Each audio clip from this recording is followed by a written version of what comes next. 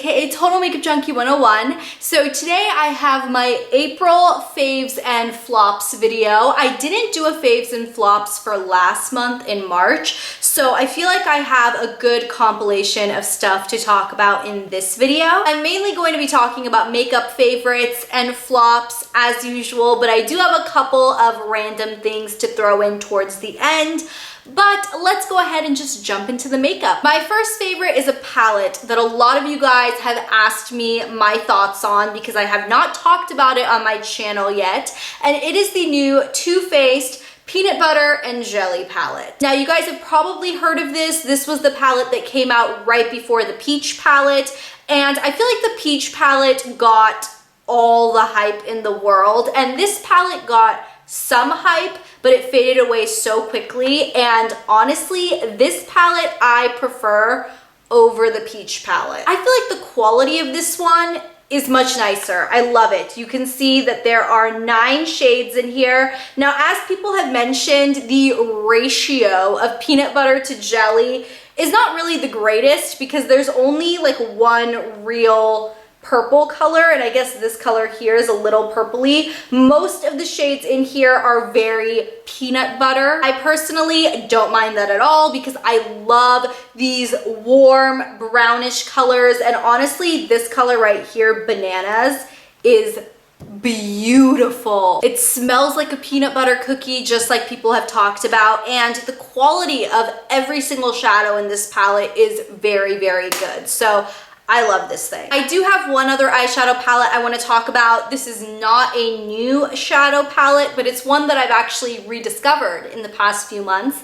This is the Kat Von D Shade and Light Eye palette. I talked about this when it first released. It is a really, really nice, very perfect staple neutral palette. I feel like I've been reaching for this neutral palette even a little bit more than my Viseart neutral matte palette, which, don't get me wrong, that is still my holy grail neutral shadow palette. The only reason I've been reaching for this one a little more is because there are definitive, like a neutral look, a cool look, and then a warm look separated out in this palette. You guys probably already know that all of the shadows in this palette are all matte, and I love the way that they're separated out into different looks. So no matter what other shadow I choose to bring in, like if I choose to bring in a purple shadow, I'll gravitate a little bit towards the center of the palette. If I'm bringing in like a copper or a rose gold, I'll gravitate towards this side of the palette. I just love how it has a little bit of every tone. My final eye favorite is actually an eyeliner, and it's been a while since I've fallen in love with a new liquid eyeliner, but this is one that some of my best friends actually introduced me to. This is by the Sephora brand, and it is just called their High Precision Eyeliner in the #1 black. This is one of those typical brush tip applicators that you dip into the product. I don't love this application method as much as something like my Kat Von D tattoo liner or the Stila Stay All Day, those that come in a pen, because I feel like the pen application method is so much simpler. But I will say that the formula of this eyeliner is the best, darkest, most pigmented, most matte black eyeliner I've ever seen. This thing dries down so matte, it does not even compare to the Kat Von D or the Stila liquid liners. Those dry down to like a shiny satin type finish. This is like matte black. It's like, it's awesome. Moving right into lip favorites. So many of you guys were curious about my thoughts on these new Too Faced Melted Matte Liquid Lipsticks. I will tell you here and now that I love these. I do want to do a full review video on these, and I talked about that in my recent Sephora haul, and I probably will still do that at some point, but I just wanted to give you an FYI.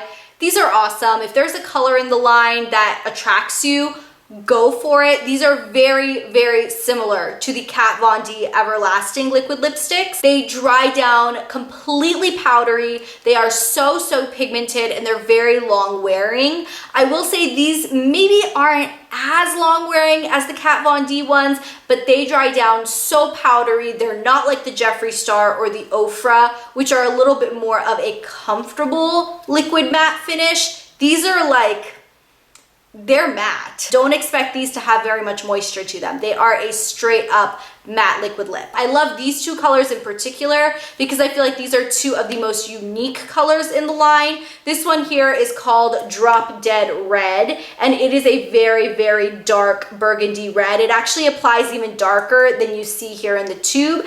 And even this one, Who's Zoomin' Who, is a really beautiful dark cobalt blue, which once again applies darker on the lips than it looks in the tube. The other lip product formula that I'm not going to dwell on very much because I already did a full in-depth review and lip swatch video on all of the shades that I own of these. These are the Bite Beauty Amuse Bouche lipsticks.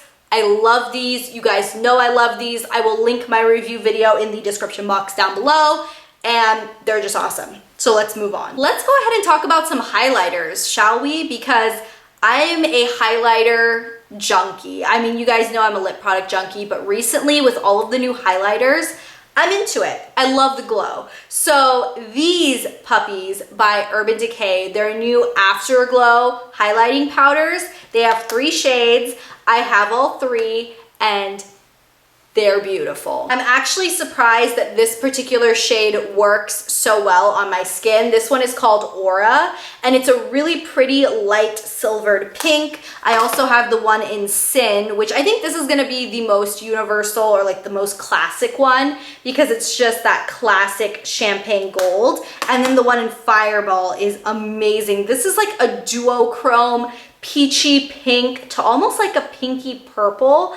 It's gorgeous. Honestly, the formula on these is phenomenal. The packaging is exactly the same as their Afterglow blushes, and the formula is so pigmented, so creamy, lasts a really long time on the skin. Kind of reminds me of the Becca Shimmering Skin Perfector Pressed, but I've heard people say that these last longer on their skin. I've never had a problem with the Becca Shimmering Skin Perfectors wearing away on me, but if you have that problem, you may want to look into these because apparently these last longer. If you guys still want to glow this summer season and you are not interested in paying the Urban Decay price on their highlights, I will say that NYX has a very, very nice affordable option for you. This is their Strobe of Genius Illuminating Palette. This thing is actually really, really good. I wasn't initially going to pick it up only because I didn't think the quality was going to be all that great, but I think I picked this up around the same time that I picked up the Lip Lingerie liquid lipstick. So it's been a while since I've had this palette, and I have reached for it a lot more than I thought I would. The powders in here are really nice in quality. They're really, really pigmented and soft. Maybe not quite as luxurious feeling as the Urban Decay ones or even the Becca ones. These are a little bit thinner, not as like smooth and creamy, but they still deliver a really, really strong punch of shimmer. Don't underestimate these. I do think the fact that they include so many different tones of highlight in a single palette is very unique. I really like this purple. I didn't think I would, but I think it's very fun. And I even like this yellow, which comes across more as a golden.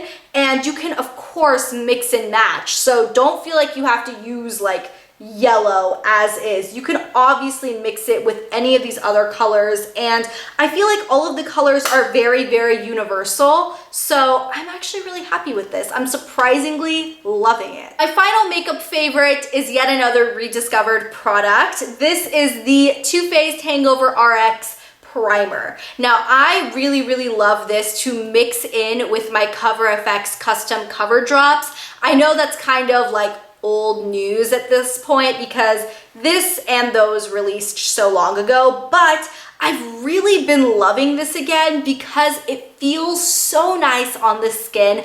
I wouldn't say it's necessarily a primer that you would use to make your foundation last longer. This is almost more of that nice replenishing primer if your skin is feeling dry or dehydrated. It is infused with coconut water, electrolytes, and probiotics, and this does smell like coconuts, and I've used a really good amount of this. I mean, I think I'm at least halfway, if not more, done with this tube, and I really love it. It's good stuff. So now I wanted to talk about a couple of makeup flops before we jump into my couple of random favorites. First and foremost, this is a lip product formula that I was really excited about, and when Buxom announced that they were coming out with liquid lipsticks, I thought I would love them. This formula, the Wildly Whipped Soft Matte Lip Color, is not good. This is very whipped. So it kind of reminds me of the Ofra, maybe even more moussey than that. They do have kind of like a vanilla chemical scent, not anything that's super bad. The thing that I hate about this formula is the texture and the fact that it never sets or dries down. I put this on my lips, and within 10 minutes, it had sunken into all of the cracks in my lips, and within about an hour, it was just like, it was like everywhere. It was splotchy, it was patchy, and I'm so glad I only bought one. The shade I got is Instigator, which is the most gorgeous, like mauvey nude color. I would love this if the formula was better. Now, the other product that is in my flops, and this is the biggest flop I think of all time, because you guys all know that Too Faced releases a lot of awesome products, and Too Faced lipstick formula, the Le Creme lipsticks, is one of my all-time favorite lipstick formulas. So when they announced they were coming out with these Le Creme matte lipsticks, I thought there is nothing that could be better. And then I picked two of them up. Once again, I'm happy I didn't pick up the whole collection, because knowing me, I probably would have, because I thought, you know what, how can Too Faced go wrong? And they went wrong. The two shades I have are Pitch Perfect and Maneater. I will say these are two of like the darker shades. Maneater is the darkest. It's like the dark blackened berry, but this formula reminds me of a traditional, typical old school matte lipstick. They drag, they're patchy, they crust, they crack, they flake. They're just so weird. They're very uncomfortable on the lips. And being so used to a matte lipstick formula like the Maybelline Creamy Mattes, like the Urban Decay Matte Revolution, all of those that are more of that silicone-y, very comfortable, but still very matte look. I was not expecting these to suck, and they are so terrible. Okay guys, now wrapping this video up, I have two random favorites to talk about real quick. First off, this is going to be no shock. It is my planner. This has been like my baby. I know that planner videos on my channel have kind of been hit and miss. Some of you guys seem to really love them. Some of you guys just don't get it. That's totally understandable. If you guys are interested in any of my planner videos, I will link my planner playlist down below. I also went into a little bit more detail on the exact planner that I have. This is the Erin Condren Life Planner in the vertical setup, and I love it. I've really been loving using it more as a scrapbook for like decorative purposes and to just kind of map out what I did each week, just as an overview, so that way if I ever wanted to go back and think, hey, when did I last do a face mask? Oh, I have it written in my planner. When did I last do my laundry? Oh, I have it written in my planner. It's a nice little go-to. And then the other favorite I wanted to quickly talk about is this puppy. This is the